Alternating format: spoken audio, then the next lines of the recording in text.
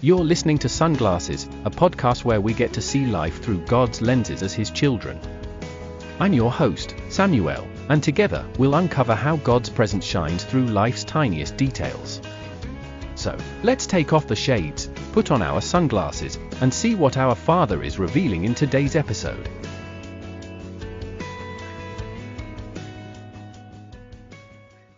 Welcome back to the Sunglasses podcast, where we look at life through the lens of purpose, process, and the perspective of heaven. This is episode 11, and I have just one question for you before we go further. Why you never subscribe?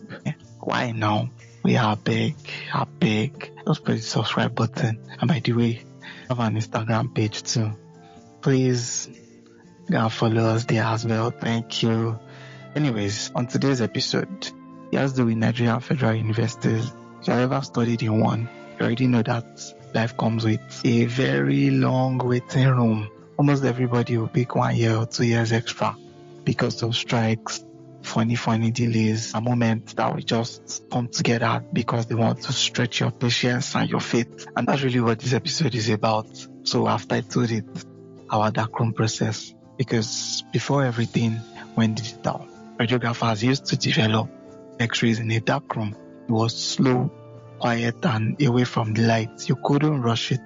If you expose the film too early, it will get damaged. If you did it too late as well, in all fairness, it will still get damaged. But looking back, that's exactly what God was doing on us. We were exposed to radiography as a course, but before we could really become radiographers, we had to go through all the stages of development, rinsing, fixing, washing, and then drying before our picture as radiographers in form of license became very clear. And so today I'm with my colleagues, fellow radiographers, friends, pastors in school, and like I mentioned earlier, our colleagues who are here to talk about what radiography did to us as undergraduates and now finally inducted radiographers. Basically, if you are in a space where you are having a lot of questions and wondering what's going on now, how do we even get here? When are we going to get out of this one? That's what it felt like for us. And so I had to talk about it to encourage somebody else. Also, he's one of my most spontaneous ever. So with me is Pastor Donald, MJCF, sorry, Rad. How did they always call me that time? Rad Pisa. Rad P. Donald. MJCF president, radiographer, and so on and so forth. Yeah. Hey, Samuel. How are you doing today? I'm fine, thank you. Thank you for having me here. Thank you for being here too. Yeah. And also you, Pastor Yemisi. Sorry, Rad Pastor Yemisi.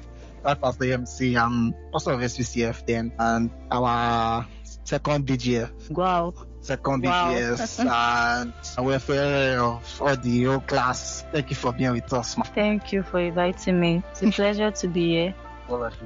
I think we should just jump straight into it. So, like I said, we're here to talk about what radiography did to us. I feel like that should even be the topic. What's your own backstory? How did we get here, basically? How did you arrive at this point doing radiography and then the 5 years turned 8 years and induction gist? Yeah. Well, it's been quite a long journey. Looking back now, this is almost like 10 years post-secondary school. I finished from secondary school 2015. And yeah, the journey has been interesting. There have been ups and downs, but for me, of course, after secondary school, I took my first JAM and I didn't make it. And so the following year, like every science student, obviously, MBBS is like the number one course on our mind. Oh, God save me, man. I've never been an engineering, or it was just something around healthcare and not pharmacy because of the chemistry. Funny enough, before JAM safe, I was gunning for petrochemical. So yes, my first JAM was I didn't get admission with that, so I took, of course, maybe because it was fresh out of secondary school, so it wasn't a big deal.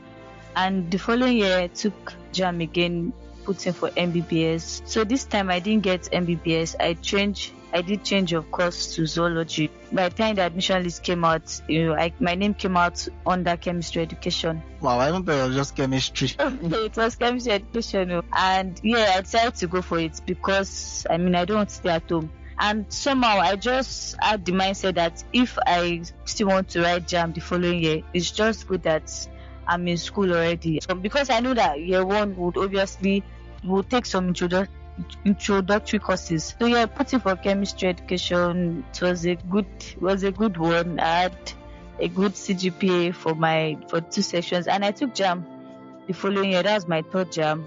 So this time around, the tutorial I was going for, there was one of my friends, she's a Muslim, and she was just always shouting, radiography, oh, there's money there. As at that time, we were about 3, and out of 3 of us, one person was going for pharmacy, myself medicine, and she was radiography. And she was always like, she's not into this MBBS with us, she's going for radiography. Apparently, there's one afar in her mocks or something that is a radiographer, yes, and it looks like he's making good money. So it was just all those noise, but because I was still in my MBBS thing, so after writing JAM that year, and it looks like MBBS cannot. Yes, that was before I got chemistry actually. So I changed to radiography. I actually went online to check out the course. So for me, one thing that made me finally settle for radiography was it just made the whole idea of working with machines and being in healthcare made sense to me then. Like, oh, it looks like a nice thing. You get to work with machines, and you're also in healthcare.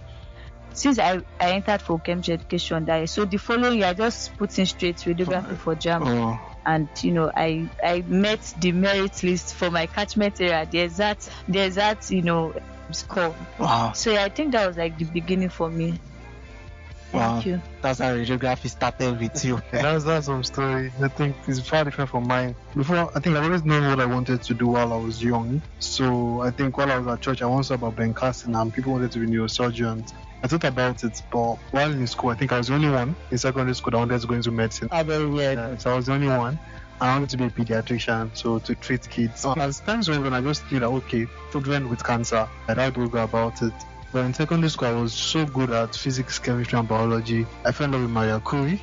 And what I wanted to just do when reading about radiation was I wanted to go into nuclear physics. Like if you check my yearbook, you will see my name there. You see nuclear physics. I wanted to make bombs. So I didn't know. Interesting. I mean, I like medicine, but I wanted to also make bombs. Okay, probably radiation. You drop bombs. So yeah, so it was treating children with cancer. Well, making bombs also. So when I tried applying for medicine, because I mean that was also what we knew. We didn't know that there's anything else. Maybe it wasn't work for me. I finished 2016. I had the highest results back then, and it took 2 years before someone could break my results. So wow, after school it was heavy on me because I mean how would you have the highest and you didn't and I will not make it into a unilab? So my God. We entered. People that didn't even have up to. They entered different schools, and I was like, what if I had tried different school? So the following year I said, let me even try Botany. Let me just enter somewhere. In fact, my house was even close to the secondary school. And my junior brothers were still attending that secondary. So you see where that place. And my brothers' friends will come around the house and they will see me inside. So you just can't hide it, and everyone sees you. Especially as one that is an extrovert and everyone already knows you on the road. So it's like, Donald is at home. So it's like, Donald, if there's light, let us know if there's light or something. So 2 days ago, they say that is those that are at home that always watch chicken. You just less people. Chicken felt like that for me. So I said, let me try Botany. So I registered for different tutorials. I did tutorial centers. God, I beg. Tutorial center. This particular tutorial center, this man now said that whatever I'm going for, the first was Britney just to start. So I said, whether I'm going for microbiology, which was what I wanted to change for. He said, why don't you not go for radiography? And I said, radiography, what is radiography about? So it was when I went home. One thing he mentioned was that if you go to radiography, you can start working from 300 level. You can start working. They don't just see that. Exactly. Yeah. They're giving us what. They don't tell me. Okay, let's see. So when I went home, I went to go and prepare. So I was looking at cell biology or genetics because as I cannot treat cancer, as I cannot make bomb, but let's go into the cell biology. Exactly. Cell biology and genetics, But lo and behold, I just got this knowledge for radiography. At that time I even tried some, scholarships abroad. I got them more. I got like 2 in Canada. But God still said, that Canada was just too past time. He paid me. But when admission came, 3 admissions came, 2 abroad, 1 in Nigeria. And lo and behold, while trying to even provide funds for the other institutions, funds were coming, but they were not just going through. I'm saying transactions were not going through. But the moment any lag was to be set, everything needed for any lag was available. And that's how the journey radiography started. So yeah, I still get to do radiation, but I don't make bombs. So yeah, I just treat. I got to You drop it in their body. yeah. You just know Hiroshima. So I think for me, just also finished 2015. Second best in the whole of the class, the whole of the 55 of us. As in, and then everybody they enter university, private and all those things, private, public, everywhere. And me at the UI exam, I no pass. They did not pick me. I tried to enter Unimed. God saved me from the MBBS because the only thing that was left was my third name based on somebody that we know. And then I did to this Samuel Oluwafemi versus I did Samuel Oluwafemi got the admission. The Oluwa out of it. So then I eventually got geology the next year in UI, entered, but still did a third jump, and then applied to Unilag for the third jump. Applied for MBBS still. All this while, always MBBS. And I don't know why all of us want the MBBS. Thank God me, I did not get it set. I think you people are grateful too. MBBS or not. You get to, and then third time, Unilag, I still did not get the MBBS. And then I saw that time that was when they're using caps. So I just saw my caps that they put radiography there. So I'm like, where is this? Waiting be this one. I had to go and Google it. Oh my day. Where's radiography? So I think in my case, I never knew anything about radiography until they gave me. And then here we are. Here we are, and that's how we got into radiography. I think for me, in my 100 level, I was in Mrs. Balogun's son's room. So, like the guy was telling me about his mommy being the RM president and his daddy being a radiologist and all that, and I started telling fun stuff about the course and all that. And I think I'm in the right place indeed. So, from I wanted to study human body, they say I should go and study rocks. I say, no, I'm not doing it again. And then, here we are.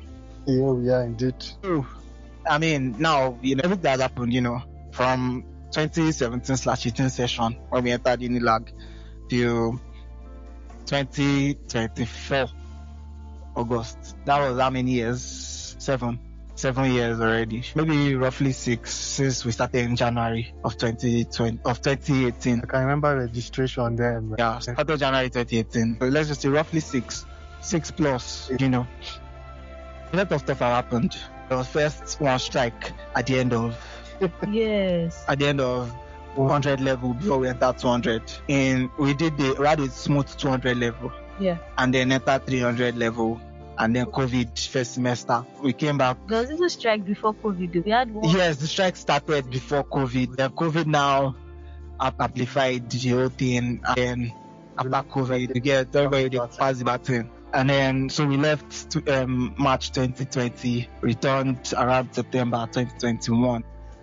That's almost 2 years, almost. And then we eventually rumor and finished the 300 level. And then as we're starting 400 level, it took another 8 months strike. So, and then after we were done, we went at 500 level. Thank God 500 level was smooth. We thought that would be all. RBN and Unilag and everybody that could have been involved decided to, give us another 11 months delay. As I was saying all this, I'm asking, I said, did you really go through this? We did. And so, it was a lot. So, a course that should have been 5 years, we should have finished 2022. We ended up inducting. We are not the Israelites. We're the Israelites. We try Israelites. So, how did it feel for you? This whole stuff that I just narrated probably brought some experiences and emotions up. I think I should go first this time. So how did you feel? It was a lot. Based that it feel like as if I'm losing it. So like why? Especially the 11 months one. Because the other ones, it did not pay me as much. We're not done. We're not in final year and all those things. But the 11 months one, some days I'll just wake up and just be thinking about my life. Remember that a lot of my mates have already done masters and forgotten that they ever went to university. Somebody has even gotten married. A lot of things are happening and they are just there. You can't make any significant progress because you are not licensed to. It was a lot. That means sometimes I'll just go out to go and pray. The prayer is not to pray exactly, it's to go and complain that God, kilo day, why me? And all this stuff. Sometimes I'm just sad Sometimes I'm intentionally like every day, 1 day closer, every day, 1 day closer, every day, 1 day closer. But I mean, how long were we supposed to do every day, 1 day closer when the deadlines were always shifting? Yeah. So it was really a lot. It was so painful. You would think it's a serious movie. Like when you think that I done with this part, So, then they jab you with another one. I mean, there's season break, but this one was something else. So that's how it felt for me, really, honestly and openly and transparently. That's how it felt for me. So how do you feel for you guys? For me, I think from the moment of having to even cross over was one hurdle. But yeah, we crossed over and we began 200 level, like you said, it was smooth. But when COVID came, COVID was like that moment of everybody goes to your house. I mean, that was the first day I went to my clinical posting at Lagos State University Teaching Hospital. It was the first day of my clinical posting. We heard that everybody used to go home. So we were not going the next day. So I went home the next day, packed my load. Everybody were rushed to go home. But they told us that it last for like 3 weeks or a month or so, which turned out to be about 11 months. And lo and behold, the law. I realized that I got to stay at home for longer than I expected. But COVID didn't really affect my feeling towards all these things, because I think that was when I had the realization that if I didn't do radiography or maybe things change, I would actually still make it. So I think I was busy with a lot of stuff. So I was busy with videos, I was making subtitles for videos. That's what I started with. I was just doing media stuff. So I had a realization that even if I don't do radiography, I would make it. And that was the realization I had later on, which ongoing, it helped me. So with the whole delay, I even had this whole academic issue where my results, they didn't accurately put my results well. It was two of us at first. Exactly. Me. I was asking myself, am I like there's the general class problem and there's not individual class. It's not good to have individual class problem. Yeah. And I was still busy with what I was doing some health space. And in my own head, I was just having this thought that even without radiography, I would still make it. But I knew I still had to finish what I started with. Yeah. You have to finish what you start with. You just have to finish, and God gives you that grace. So to me, I saw even my secondary school children, I used to call them school children, people in JS1, I used to train when I was in senior school. They finished. Some are doing masters. Yes, now. I'm doing that space. Some are already doing masters. And Senior Donald is almost Senior Donald. It's bro. My G. Me, I'm not your G. Used to help me buy some. Give out your G. Yeah. In all of it, I just got to see everything that if I kept on focusing on the delay, I wouldn't have enjoyed the moment, because personally for me, I went through school. The sunglasses quote. I went through school. Politics, business, creativity, fellowship, that spiritual fellowship. I did go through school and I enjoyed it. But yet there was still that aspect of when will all this end? I can't go to 30 in this place now. And how old was I when I got 10? It still keeps hitting at you. When you are done with all these things, life, after school still is there. Wow, that was a lot. Well, for me, I think my experience is similar to that of Donald, and I think COVID just made me realize, the COVID and then this the last 11 months delay we had. I just realized the skill gap that I have, because I was thinking about it that, okay, what if this license, induction, everything don't come in the next 5 years? Now I was actually thinking at some point I was like, I'm shouting, because like Samuel said, deadline was shifting. We get in 2 weeks time we'll turn to next month. Ask me 5 years plan. 5 years plan. From COVID, right? I get to know about tech, and I did it for a bit, but resuming back to school, I had to pause it again because of some other engagement. But I just second BGS now. Yeah, maybe second BGS after that. But I just realize that, okay, there's more to education than just school or this thing that you can. The other training you should get, because even when you come out of school, as much as for us we are lucky, I think I would say that, because to a very large extent the course is profitable, is lucrative, well as we speak in the country and even outside of the country. So from COVID, it was just a time to look out for other things that I can acquire as a skill to just add value to myself. Right. So, but emotionally, the journey was was not that bad, to be honest. I think it's because I think then maybe we'll still talk about it later in the in this session. It's just the faith that I had in God, right? I think our belief as Christians just held me through. It wasn't much of a big deal to me. Somehow I also just feel like the whole delay, both on the university part, on the department part, is just a downward reflection of the country itself, like our broken government, the system, right? So even when I know that Unilag is lagging, I mean everybody, all schools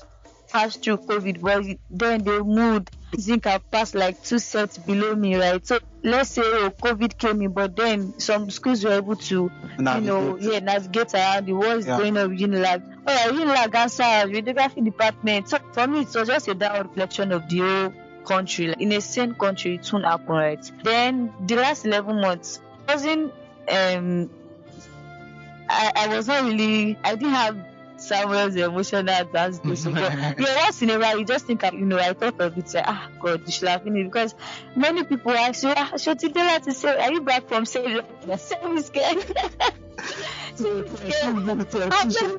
explanation of okay, so now that, because another thing, we did convocation in January, so I see that you did graduation, you won down, so I was saying that you're not explanation too much, like what's really going on, right? So but then I mean, God helped me to maximize those prayers. It was also a time to serve, at home. I mean, for my mom, like the last 11 months of waiting, I was involved with her business, help her. So yes, it was not a difficult period per se for me. Fair enough. I think I'll just pick it up from the last point you made, your faith.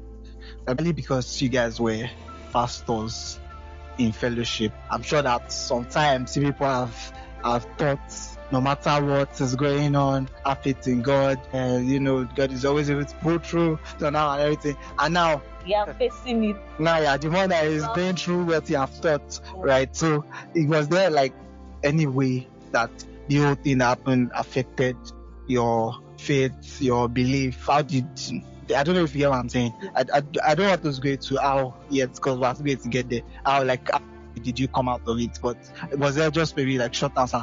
Was there any way that it affected your faith or view of like God's promises, of like belief in God at that point, belief in the process, at better people? Was there any time that you just felt like maybe this thing was never for me, maybe not me force myself? I think personally for me, I would say that with the way delays happening, that's the question. So I would say that I got to understand perspectives that God definitely was working behind the scenes. We don't see when God is working behind the scenes. We are also focused on what's happening before us, that we don't know what's happening behind the scenes. Yeah. And if God has given those promises, it's the same God who has seen what's ahead. Yeah. And if God has seen what's ahead, He has already prepared you for what is ahead. So again, we don't know what happens behind the scene. We can only just trust. And that's the beauty of faith. So trust God and, move with Him. Thank you, sir. Pastor Donald and the mic. Okay, so for me, the whole experience did not, affect my trust in God. Somehow, I just know that there is more. To be honest, I just know that there's more to my life than radiography. And for me, it's also I just see it as learning forbearance thing 101. Because you still have a long way to go in life. I mean, some delay might still come, as we journey, through life, which is these are the things we get to remember, like this experience. Exactly. So for me, I just like Donald said, trusting God that don't worry, these things. But earlier this year, I already said, 2025, let's just wait. For me, I didn't even know that. Now why you go? They tell us before the end of the year. Yes, I just had me saying that before the end of the year, don't worry. It was just a way to give like a window of long.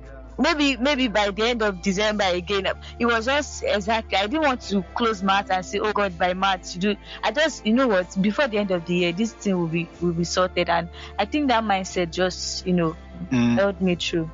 I think for me it was, I wasn't really feeling much of the pressure at first, but when we began to have like timelines in the next 3 months, in the next 2 months, in the next this, in the next that.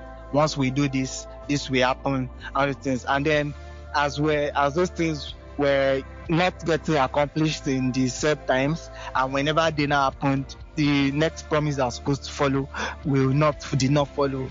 So it was really like, that was like the one that like really got me worked up and everything. And I think one of the times that I knew that I needed the Holy Spirit to help me was when I was doing my mirror activation in HTTP, and I talked about the fact that this stuff is getting me frustrated. And then I realized that when I started the Sunglasses podcast, like 2 of the first 3 episodes were somehow finding their way into delay. I said, this thing they express itself. Do you get? So yeah, and I mean, every time I listen to it, it's different, because I was speaking to me, I'm like, it was for me. Then a lot of people could also relate. People say, I think you met me exactly where I was, blah blah blah. Well, I was talking to me when I listened to it. It was not like I was speaking to me and everything. So yeah, it in a way, I felt like he did do something on me, but also what he also did was that he helped me to grow from there. Helped me to, like, Yemisi, I mean, I don't pray for another 11 months of this kind, but if it does come, at least I should be better prepared to handle it. I should be better prepared to trust God more. I should be prepared to, grow from there. You told us something about faith, work, patience in you, good works in you. I think just to add to what both of you said and to drop from Yemisi, she said about giving grace for that space of the year. So it makes you understand that if you are so focused on the deadlines, it's because you have preparations for it.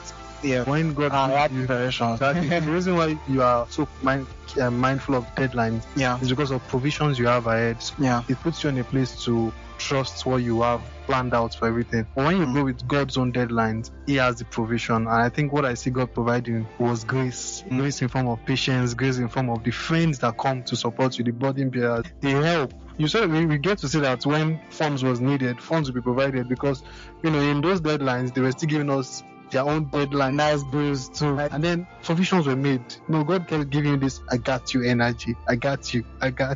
So yeah, when God is in charge of deadline, He gives the provision. Yeah, spot on. I think we have now hit the major reason why like this podcast even came about in the first place. You guys remember that by the time we finally had an induction date, I'm not prepared. For me, I came to come and tell you guys that I'm not even really feeling this thing anymore. It just feels like one very odd stuff, like something that we have waited for. Now we're not just feeling joyful about it anymore. In the mouth. I mean, that's like, we can target the induction paradox initially, So what was it like for you? Why didn't it feel joyful for you guys? And then, what changed? Okay, so for me, let me even start to, this whole experience, it gave me, with shifting things, right, gave me trust issues. So when we had the date, I was not even like, these people that's been shifted again, like, so I was not even particular about inviting people, so that I will not go and shame myself again, say, I'm so sorry, the ceremony has been postponed, blah, blah, blah. So, but that was not even the main thing. In one of the, I think, few weeks to that date, right, going to Instagram, my brethren, okay, right, this is not only for, but sometimes we need to arm ourselves, while going on social media, right? Yeah. I was just being bombarded with that thing of like, you're supposed to be in a better place, right? Yeah. Things you are seeing. I was just high-minded in my head, like, and of course, somehow I was just thinking, how much service this whole radiography did you even worth it? Like, this is almost like 8 years now. At the end of the day, it's not like you're getting one big money, right? There are people who, that 2 courses. Yes. Yeah. Thank you. That's it for me. So that issue of being high-minded really played out, and it didn't make me see brought faithfulness even throughout this journey. Then at some point when the MBBS guys that were not supposed to meet us, they did the induction. So in my mind I was like, it's not even MBBS. It's not even MBBS. It's still more, maybe, of course, I think that one is still like, when you have low inferiority complex, because really every course has its own place, and radiography also has its own place in there. But somehow, because my head, I was just high-minded, right? Even my course, I wasn't even very proud of it. Like, this is what you have actually worked for. But thank God for one of my friends as well, Miriam. I mean, when I was telling her, I'm not feeling this, she was like, Yemisi, you worked for this thing. I mean, Miriam is a Muslim, right? Thank you, Samuel, for reminding me. That was like the breaking point. After she told me that thing online on WhatsApp, like, I have to be thank God. I was just like, wait, what have I been doing? I call myself a believer, and yet I cannot see God's faithfulness. This is a Muslim telling me to thank God, trust God. Because at some point I was like, Shaima, are we going to see internship? The whole places have been locked up, and she was like, let's just trust God. So for me, it was actually a tap different. Yes, I know. Yeah. You need to really reinforce your belief, what you say you believe in. Because if a Muslim can be speaking like this, right, and she's happy about it, in fact, she has invited all the Ibadan people are coming for her, then how much more you, right? So that was like the turning point. Then, I started getting motivated about it, inviting people, and yes, like Donald said, fun actually came in. For me, my own reception ceremony, I mean, virtually almost everything was for. What's the respect to Ocean? Yeah, it was gifted, so it was just not being grateful, but thank God for God showed me mercy, and I just said that this is something God has done. It's the fact that I was even alive to experience it alone is something to be grateful for. And so yes, that just changed my mind about the whole induction and the excitement around it. Yes, Pastor Donald. In fact, I think I shared now.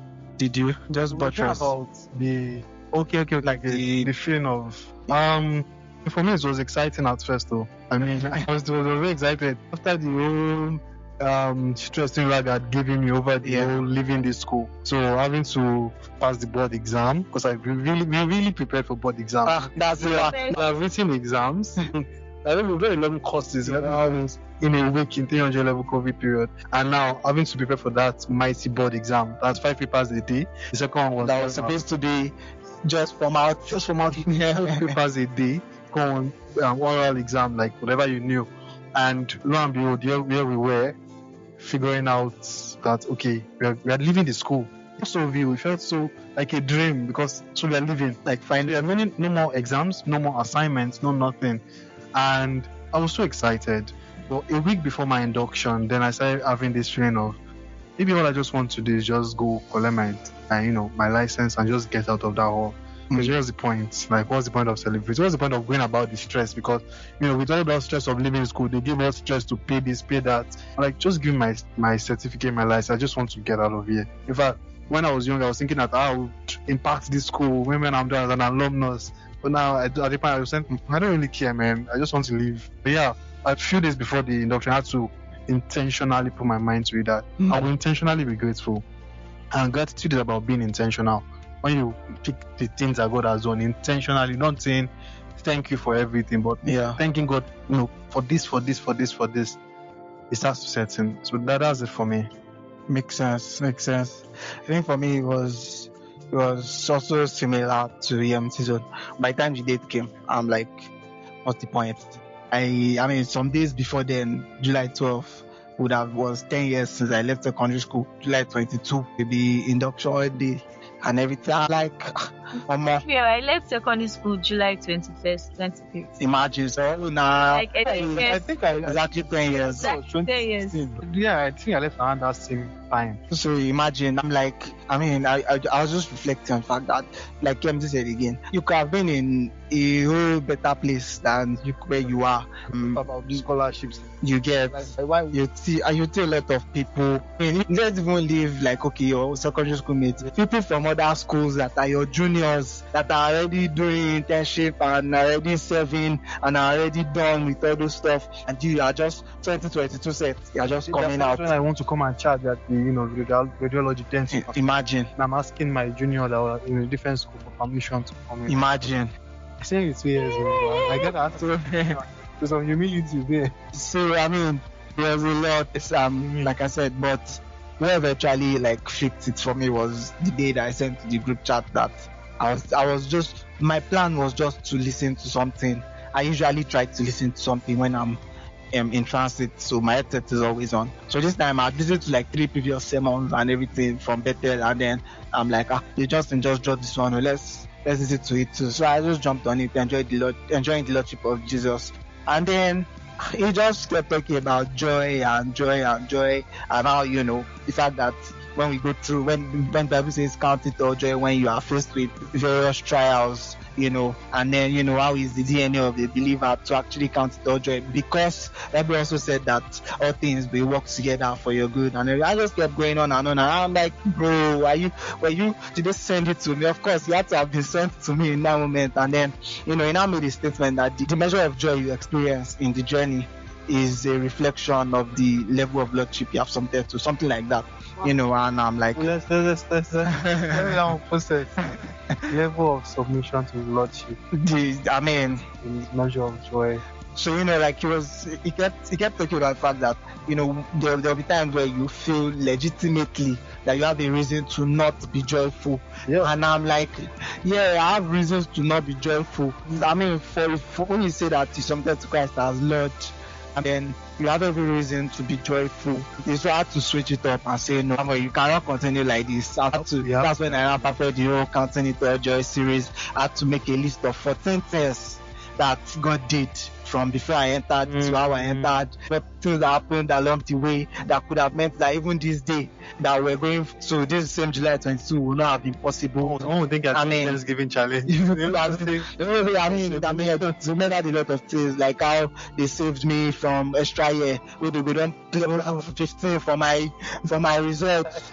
You learn this out of explanation. It's out of, a lot of stuff, like a lot of stuff that could have happened that would have meant that I would not have inducted eventually. The day eventually came and it happened. So by the time the day was there, the joy was full indeed, and I'm so grateful to God now. So in summary, the last section, in hindsight, what were the lessons? I think we've mentioned a lot of lessons as we're speaking, a lot, right? But just like in summary now, so with your sunglasses on, what were the lessons that this whole stuff taught you? How did it build you? What did God do? And what would you say to others who are in similar situations in their academics, in their career, in their life, those that want to marry, not seeing husband or seeing wife, those that maybe are even still waiting for admission, those that maybe had an extra year. Everyone's story is different. Yeah, so basically people in seasons where delay is like a big thing for them right now. Okay, wow, that's a lot. Okay, like we've said so many things, but I think what I'll just close with is, I think I heard this, a few years ago, in one women's conference, right? That God cannot mismanage my life. So having the understanding that God cannot mismanage, like if I submit to the Lordship of Jesus, He cannot mismanage my life. So that was like the anchor, throughout the journey. And then another thing I also used to, by virtue of, messages we listen to in church, is that don't waste seasons over you, right? Now, the 11 months is over, the 8 years is over, we are now done. I don't want to look back, and the only thing I can remember was complaining and murmuring throughout this period. Yeah. Right. So for me, that's why I said earlier that it was not that bad. It was quite interesting for me. I had time, enjoying my family, serving the family, my siblings. I was my siblings era girl, like so much. But looking back, it was good. I love it, right? Yeah. But of course, I know that very soon time will change, that that opportunity might not be there again. But I was just grateful that I didn't spend all those periods complaining and murmuring, and yes. So I think that's one thing, not to waste seasons over us.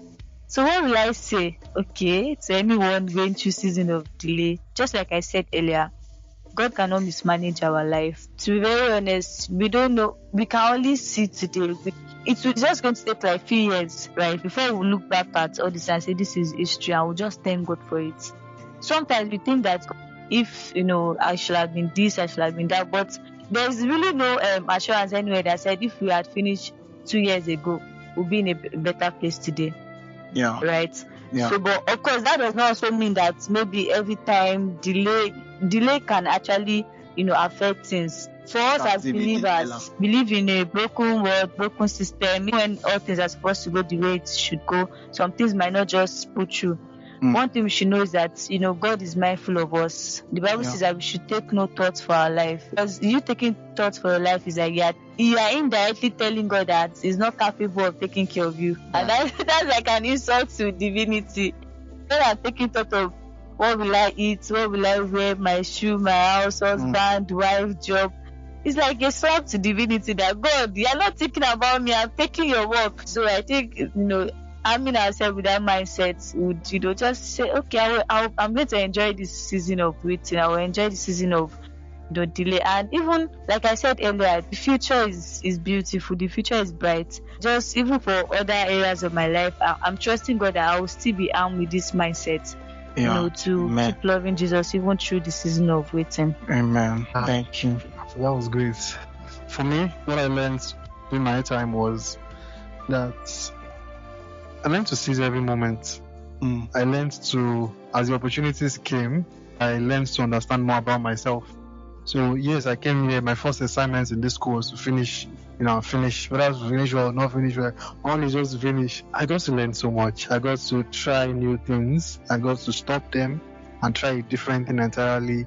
I got to make mistakes. Those are part of my experiences, which even if I read books, I would not understand them until I experienced them. And one important thing that really stood out for me is the spirit of friendship. I have you two wonderful people here. And you guys can attest to that. I'm not the same girl now. There are many others. I'm not the same girl that I used to be. And I grew up being, blessed by wonderful friends. That's my advice to anyone that is trusting and waiting on God, and maybe the situation doesn't make sense to you. There's my best friend. She's very smart. And one thing she said to me one time was, there's more to you than radiography. So to whoever is listening out there, there's more to you than whatever it is you are going through right now. There's so much more to you. Because when God created you, crafted you, He didn't just say that this extra year is what defines you, or marriage is what defines you. No, I am your end. I'm not the means to your end. I am your end. So take the advice from my best friend. As she said, there's more to you than, whatever it is that is there for you. And another thing I would add is that have friends, man. Friends, you need that support. You need those helping. I need those people to say, you are going through this. Let me be vulnerable with you. I'm going through this. Come pray with me. And you can't do life alone. Trust me. If you think you want to do life alone, then you are showing that you're not under the stewardship of God's provision for you, because God provides divine friendships. And also to add, one last thing is just keep moving forward. No matter what happens in the past, no matter what has discouraged you, no matter if maybe it's a relationship and you are thinking that you're not going to go into another one, or there's an extra year, how will I show my face? See, if it's an extra year, that graduation is for you. Still show up, wear that gown, look good, take that picture. The parents themselves are proud of you. You don't need people to give you validation, and live that life, or live that life in partnership with God. I'm telling you this, live life in partnership with God. It's the best thing you can do for yourself and your generation. Yeah. All right, thank you so much, Pastor Donald and Pastor Yemisi. What the rad? Sorry, I didn't go through all of this. Rad Pastor Donald and Rad Pastor Yemisi. Shikoko. Ashe Goni. I think we're done. Except if you want to do quick fire questions. It's just a song that carried you through the delay scripture, but it's going to be Song that carried you through. Song. Okay, I think song. I can't think of a particular song right now because I was not really using song to. I vibe to an endless session, sing, dance. But I think my favorite Bible verse is 1 Thessalonians 5:24. It says that faithful is he who calls you, who also will do it. So I just know that. And it's not just even about radiography, like even concerning this faith life, because it's a journey of faith. Right? I just know that God has called me and He would finish that which He has started. So for the whole journey, this verse was like an anchor, along the way. I was not really. My songs were like normal songs, Afro Christian dancing, and yeah. So. For me, mine was Mavic City, and I think one song I remember is God will work it out. One thing I know, One thing I found. God will work it out. Be still, my soul. And that was during some period when, there are times of losses. So those were what helped me through. Yeah. And like you said before, our friends, bestie. Friends, very important. Like you need that community of young people like you to encourage you and hold you and yes. Young believers, let's put that. Our mentors, yes. Yes. Those I will just encourage you and say your account number. Very important. So yes, I think it's fair to say that joy is not always immediate. Sometimes it takes the scenic route. Coco is just don't ever lose your joy. Whatever it takes, make sure that your joy is always intact. The darkroom might be old school now, but there's something about it that still speaks. It's that quiet space where the image starts to form. Very slow, hidden away from the light, no rush, just patience and process. And that's how life can feel sometimes. We want the speed of digital stuff, fast results, quick answers. But God still develops people the manual way, in the dark, in silence, seasons that don't make sense yet. Keep stay joyful while He's working, because joy is light. And even in the dark room, you just need enough light inside to trust what's being formed. And of course, that all things will work together for your good, as He has said in His word. So radiography taught us the science, but the process taught us surrender and joy in the waiting. So if you're in that kind of season right now, don't panic. The picture is still developing, and all you need to do is stay joyful, to count it all joy. This has been our own Darkroom Process, a reminder that hidden doesn't mean forgotten. So like we always say around here, until next time, keep those sunglasses on. Ciao. Thank you for tuning in to Sunglasses. If this episode blessed you, please share it with a friend, leave a review, and don't forget to subscribe so you never miss a moment and other people can discover this too. Follow the podcast on Instagram at Sunglassesbar to stay connected and explore how we can keep spotting God in life's tiniest details. Until next time, keep your sunglasses on, and remember, when you see through God's lenses, everything starts to make sense. See you soon.